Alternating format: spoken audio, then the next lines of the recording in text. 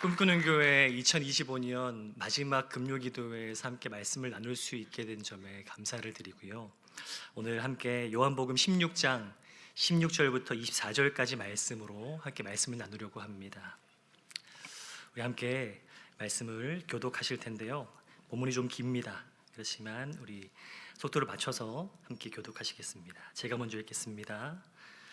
조금 있으면 너희가 나를 보지 못하겠고 또 조금 있으면 나를 보리라 하시니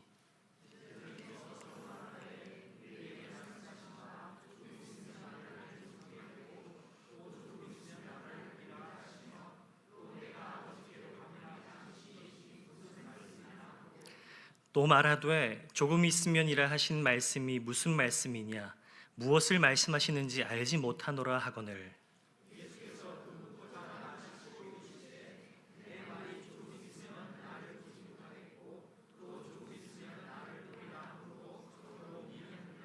내가 진실로 진실로 너희에게 이르노니 너희는 곡하고 애통하겠으나 세상은 기뻐하리라. 너희는 근심하겠으나 너희 근심이 도리어 기쁨이 되리라.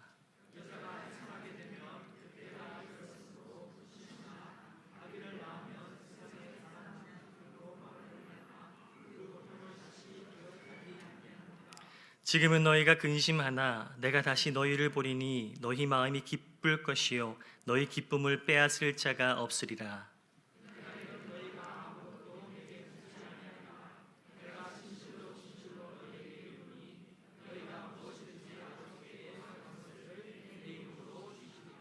함께 읽겠습니다. 지금까지는 너희가 내 이름으로 아무것도 구하지 아니하였으나 구하라 그리하면 받으리니 너희 기쁨이 충만하리라. 아멘. 반갑습니다. 저는 2026년부터 함께 꿈꾸는 교회에서 사역하게 된 신준선 목사인데요. 저는 매년마다 사역을 정리하고 또 새로운 사역의 계획들을 세우는 과정에서 한 가지 항상 기억에 담아두고 있는 사자성어 하나가 있는데요.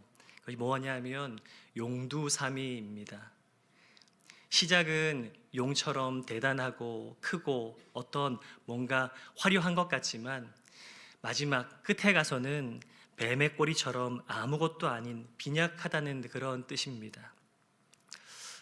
한 해를 뭔가 대단하게 시작했던 것 같지만 한 해가 마무리되는 시점쯤에 혹시라도 내 사역과 내 삶이 용두사미인 것은 아닌가 하는 그런 생각들을 해보면서 정리를 합니다. 저와 여러분에게 있어서도 2025년이 저물어 갈 이때 우리가 한번 올해의 시작과 이 끝 지점에서 과연 나는 무엇을 이루었고 무엇을 지금 이루어가고 있는가에 대해서 생각해 볼 수 있었으면 합니다. 그래서 제가 사역하면서 성도님들 가운데 존경하는 분들이 있는데 그런 분들이 바로 한결같은 분들입니다. 시작과 끝이 한결같아서 변하지 않는 어떤 자리든 무엇을 맡았든 그 자리에서 꾸준히 믿음의 길을 걸어가는 분들, 나이와는 상관없이 직분과는 상관없이 참 저 사람은 한결같다라는 그 사람에 대해서 저는 참 존경하게 됩니다. 제가 오늘 여러분들과 함께 나눌 말씀 속에도 이와 같은 내용이 담겨져 있는데요. 저는 오늘 읽은 요한복음 16장 말씀을 통해서 거기서 한 걸음 더 나아가기를 원합니다. 그래서 한결같은 것은 우리에게 참 필요하지만 하나님께서 정작 우리에게 바라시는 것은 한결같은 모습이 아니라 갈수록 더 좋아지는 삶, 갈수록 더 나아지는 성도의 모습을 우리에게 바라신다는 것을 본문을 통해서 알 수 있게 됩니다. 사람도 그렇잖아요. 만나서 교제하다 보면 이 사람 참 좋은 사람이지만 만나면 만날수록 더 좋은 사람이 있습니다. 알면 알수록 더 진국인 사람이 있고 경험하면 경험할수록 이 사람은 진짜 더 깊고 날마다 견고해지는구나 라고 하는 생각이 들게끔 만드는 그런 사람들이 있습니다. 저도 그런 목사가 되고 싶습니다.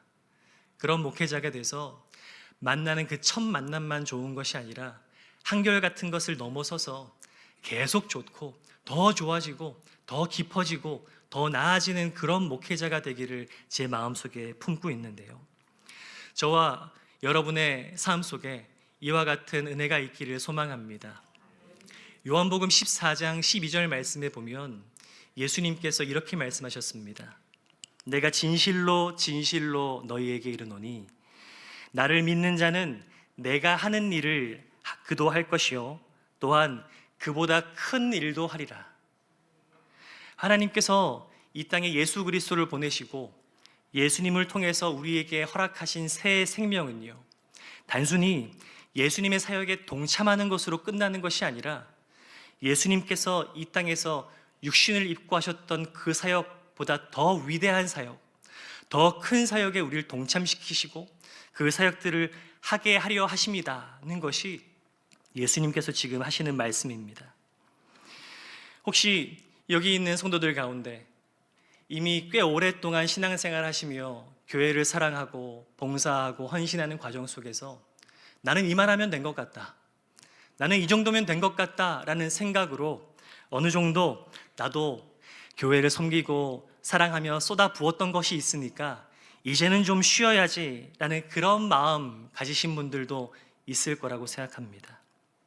그렇지만 하나님께서는 우리에게 그 마음보다 하나님께서 맡기신 날마다 나아지고 날마다 더 깊이 드러나는 그 삶을 바라시기 때문에 우리가 나 스스로 난 여기까지야 라고 한정지어서는 안 된다는 것이 오늘 본문을 통해서 보게 되는데요, 오늘 우리가 읽은 이 마태복음 16장 16절부터 24절까지 말씀을 조금 살펴보게 되면요, 반복해서 나오는 표현이 하나 있습니다.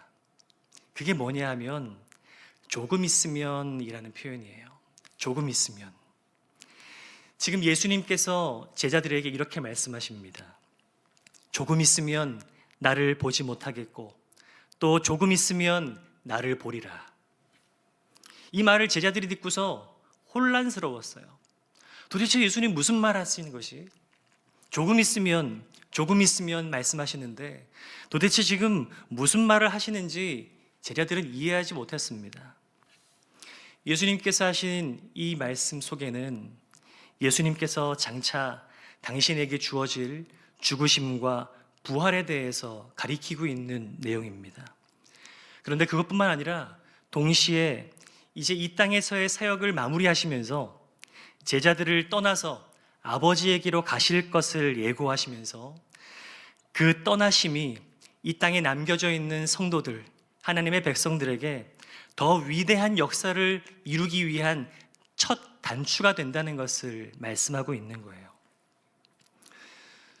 사랑하는 꿈꾸는 교회 성도 여러분, 하나님께서 조금 있으면 우리에게 영광과 구원을 약속하셨음을 믿으시기 바랍니다. 조금 있으면 이루실 그 하나님의 나라가 우리 앞에 완전히 도래할 것을 우리는 믿고 살아가야 합니다. 예수님이 말씀하신 이 극적인 전환, 지금은 아무것도 아닌 것처럼 보이는 우리의 보잘것없는 삶과 초라한 모습 속에도 하나님께서 마침내 이루실 그날에는 정말로 극적인 전복과 전환이 이루어진다는 것이 이 말씀을 통해서 우리에게 전해주는 복음입니다. 저는 이 복음을요, 조금 있으면의 복음이라고 부르고 싶어요. 조금 있으면 이루실 것이고 조금 있으면 완성하실 것이라고 하는 그 복음. 제가 고등학생 때 한국이 IMF 외환 위기를 맞았습니다. 1997년, 1998년 대한민국에 굉장히 크게 흔들렸던 그때 드러나는 모든 뉴스와 보도들, 친구의 가정들과 또는 주변에서 맞이하게 되는 여러 가지 절망적인 사건, 사고들이 많이 있었습니다. 모두가 절망적이었던 그때 공익광고 하나가 등장하는데요, 온 국민에게 이 공익광고 하나가 부여했던 힘이 엄청났습니다. 53회 US 여자 오픈에서 18번 홀에서 박세리 선수가 공을 잘못 쳤는지 이제 해저드라고 하는 물 웅덩이에 공이 빠지고 말았습니다. 그 빠지고만 그 공을 포기해도 됐지만 박세리 선수는 포기하지 않고 신발 벗고 양말 벗고 그 물속에 들어가서 그 공을 살려내기 위해서 다시 한 번 더 채를 휘두르죠. 그것을 탁족샷이라고 불렀는데, 그 장면과 함께 양희은 씨가 불렀던 상록수라는 노래 가사가 함께 나오면서 그 광고가 모든 국민들에게 위로를 줬는데요. 깨치고 나아가 끝내 이기리라. 아마 기억하시는 분들은 연배가 좀 있으시고 아마 젊은 세대들은 그 광고를 모를 겁니다. 끝내 이기리라. 이 광고가 아무것도 아닌 것 같았지만 이 광고를 보았던 많은 대한민국 사람들이 흔들리는 삶 속에서 그 광고와 그 메시지 문구 하나를 붙잡고 다시 살아갈 힘을 얻었다고 해요. 인생을 포기하려고 했던 사람들도 그 막연하지만 나에게 끝내 이기리라 라고 말하는 그 문구 하나만 붙잡고서 다시금 해보자, 포기하지 말자라고 하는 마음을 품었습니다.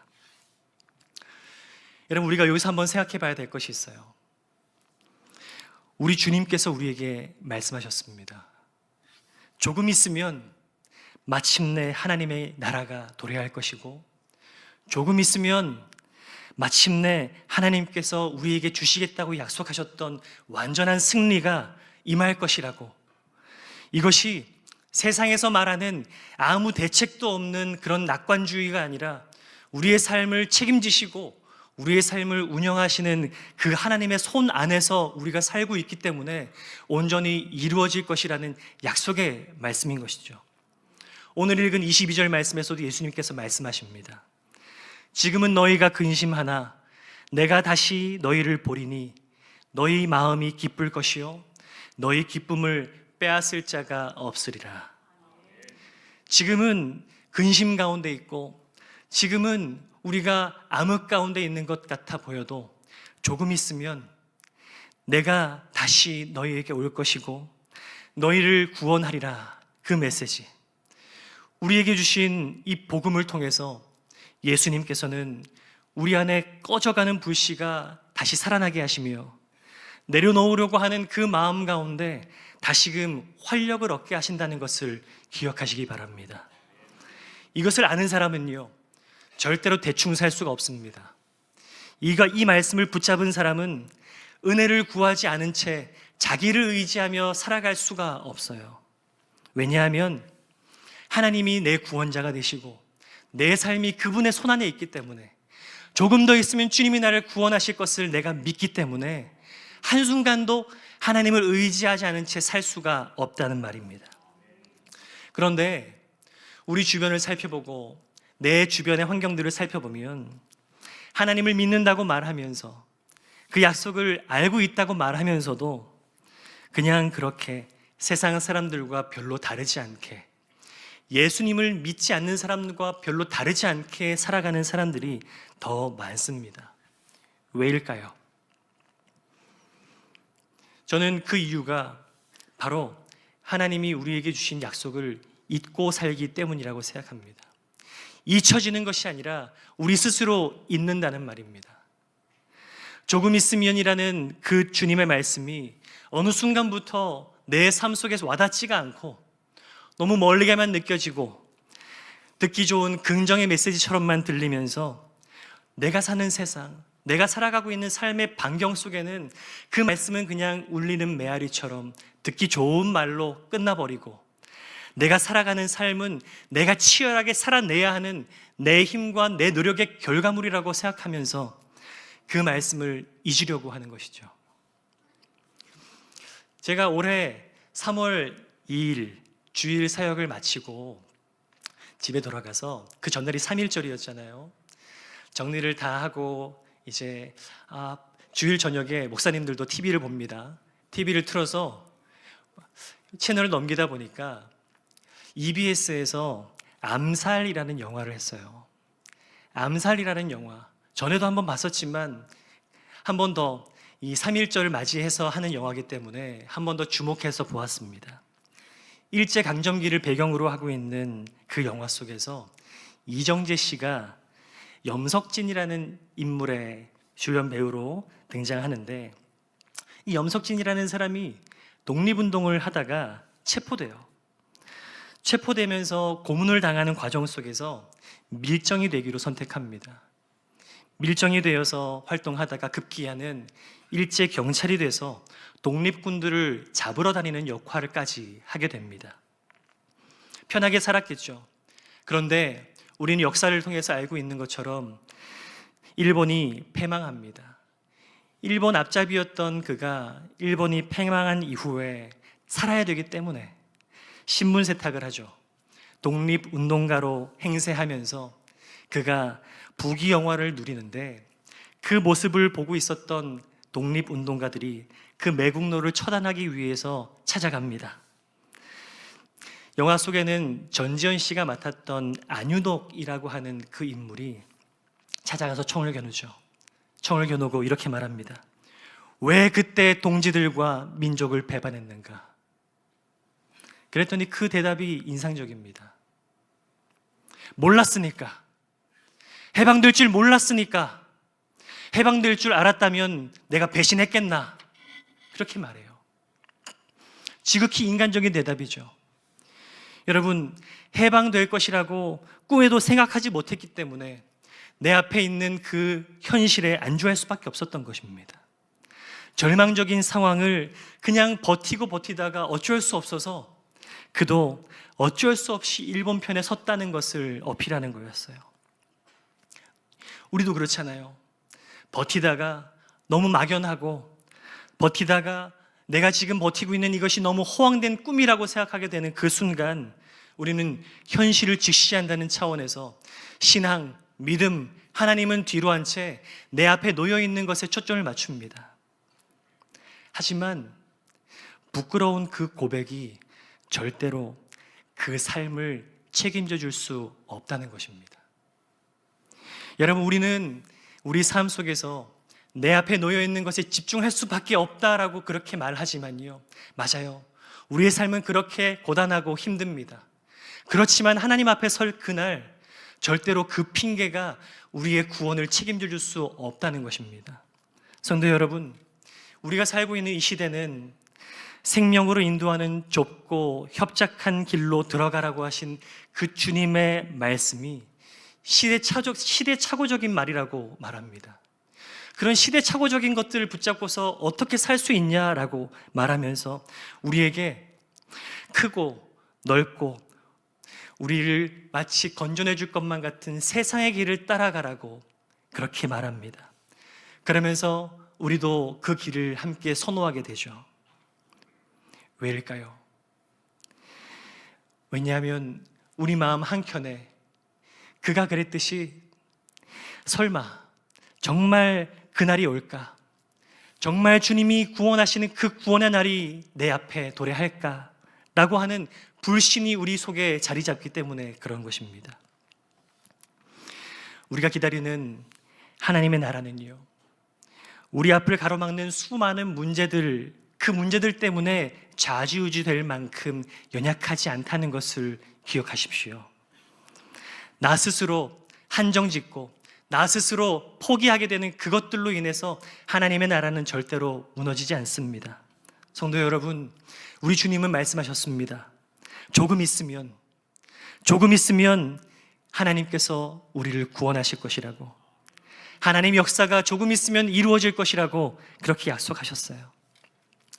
제가 이전 교회에서 10년을 사역했는데요, 사역을 하면서 여러 성경 공부를 하는 중에 성경 공부를 함께 했던 성도님 한 분이 이 내용을 함께 공부하다가 마칠 때쯤에 이렇게 말합니다. 목사님, 저도 수십 년 신앙생활을 해봤지만 그날이 잘 안 오더라고요. 조금 더 기다려봐도 달라지는 게 없더라고요. 그렇게 말씀하시는 거예요. 맞아요. 우리가 조금 더 그렇게 말하면서 기다려봐도 달라지는 것이 없는 것처럼 보입니다. 그런데 성경 속의 인물을 한번 살펴볼까요? 성경 속의 믿음의 조상이라고 부르는 아브라함도 같은 마음이었습니다. 아들을 주시겠다고 하신 하나님의 그 약속의 말씀을 믿고 막연하지만 현실과 너무 동떨어져 보이지만 그 말씀을 믿고 따라가기로 결심하면서 한 해 한 해 지나갑니다. 그런데 2해가 지나고 3해가 지나고 시간은 지나가지만 도무지 하나님의 약속이 이루어지지가 않는 거예요. 그래서 아브라함이 했던 선택이 그의 몸종이었던 자기 아내 사레가 아니라 자기 몸종이었던 하갈을 통해서 자기의 기업을 묶기로 그렇게 했던 것이죠. 그렇게 이스마엘이 태어납니다. 그 아브라함의 믿음 없는 선택이 아브라함의 가정을 위기로 몰아넣기도 했습니다. 도대체 언제입니까? 도대체 조금이라고 하는데 언제입니까? 라고 말하는 아브라함에게 75세 하셨던 그 약속의 말씀이 무려 25년이 지난 후에야 그가 100세가 됐을 때 결국 이루어지게 되죠. 이 이야기에 대해서 로마서 4장에서는 이렇게 말합니다. 아브라함 그가 100세나 되어서 자기 몸이 죽은 것 같고 사라의 태가 죽은 것 같음을 알고도 믿음이 연약하여지지 아니하고 믿음이 없어 하나님을 의심하지 않고 믿음으로 견고하여져서 하나님께 영광을 돌리며. 여러분, 비록 넘어질 수 있습니다. 비록 잘못된 선택을 할 수 있어요. 하지만 그 우리의 잘못된 선택으로 인해서 하나님의 약속은 절대로 무너지지 않습니다. 우리는 다시금 마음을 돌이켜서 하나님이 하신 그 약속의 말씀을 붙잡는 자리로 나아올 때 비로소 조금 있으면이라고 하신 그 약속의 말씀, 아니 조금 있으면이 안 되면 조금 더 있으면 기다려보고, 조금 더 있어봐도 안 되면 조금만 더 있어보면서 하나님께서 이루실 그 약속의 말씀을 기다려보는 것입니다. 그것이 하나님께서 이 땅을 살아가는, 광야의 인생길을 살아가는 저와 여러분들에게 하신 약속이고, 그 약속의 끝에 우리에게 이루실 언약의 하나님이십니다. 성도 여러분, 조금 있으면 하나님의 약속의 말씀이 우리의 삶 속에 이루어질 것입니다. 그 약속이 희미해져 갈 그때 기억합시다. 조금 더, 조금만 더, 그렇게 한 번 더 곱씹으며 한 번 더 엎드리면서 주님 앞에 나아가야 됩니다. 그래서 하나님께서는요, 이 지리한 시간을 우리가 이겨내고 버틸 수 있도록 우리에게 특권을 주십니다. 그 특권이 뭔지 아세요? 바로 기도입니다. 우리가 기도할 수 있는 특권, 그 기도할 수 있는 특권을 가지고 약속을 기다리라는 거예요. 하나님의 약속이 성취될 그날까지 우리에게 주신 기도라고 하는 이 자리가 얼마나 소중한지 모릅니다. 오늘 읽었던 24절 말씀에 보면요, 예수님께서 이렇게 말씀하십니다. 지금까지는 너희가 내 이름으로 아무것도 구하지 아니하였으나 구하라. 그리하면 받으리니 너희 기쁨이 충만하리라. 구하라. 그리하면 받으리니 너희 기쁨이 충만하리라. 여러분, 이 말씀이 무엇이냐면요, 장차 조금 있으면 이루실 그 기쁨의 향연, 그 날이 우리에게 곧 이루어질 텐데, 우리가 도무지 기다려도 이루어지지 않는 그런 과정처럼 보여도 기도를 통해서 미리 그 기쁨을 조금씩 맛보라는 것입니다. 우리가 하나님께 구하고 기도함으로 얻는 기도의 응답은요, 마침내 이루실 그 기쁨의 작은 조각과도 같은 거예요. 그 작은 그림자와 같은 기쁨을 맛보면서 우리는 마지막 그 날을 기다리는 것입니다. 성도 여러분, 조금만 있으면 이루겠다라고 하신 오늘 이 본문의 말씀, 우리가 어제 성탄절을 맞이해서 예수님의 탄생을 함께 예배했는데요, 예수님이 태어나시고 죽으시고 부활하시고 다시 오시겠다고 약속하셨던 그 약속의 말씀은 그냥 허공을 향한 메아리가 아닙니다.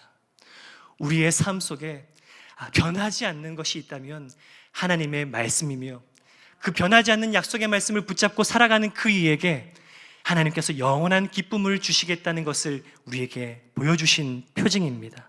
성도 여러분, 한겨울 얼어붙은 땅을 녹이기 위해서는 어떻게 해야 되는지 아십니까? 우리가 아무리 그 땅을 따뜻하게 해보려고 해도요, 그 얼어붙은 땅은 녹일 수 없습니다. 그 땅은 봄이 오면 자연스럽게 녹기 때문에 그렇습니다. 겨울을 지나고 있는 우리의 삶 속에 주님께서 조금 있으면 우리에게 허락하실 그 영혼의 봄날이 장차 임할 것입니다. 우리의 삶이 어떻게 변하건, 내가 지금 어떤 처지에 있건 그것과는 상관없이 우리 주님의 약속이 저와 여러분의 삶 속에 온전히 이루어질 것을 믿으며 나아가는 저와 여러분 되시기를 간절히 소망합니다. 그렇기 때문에 우리는 어제와 오늘 똑같아서는 안 됩니다.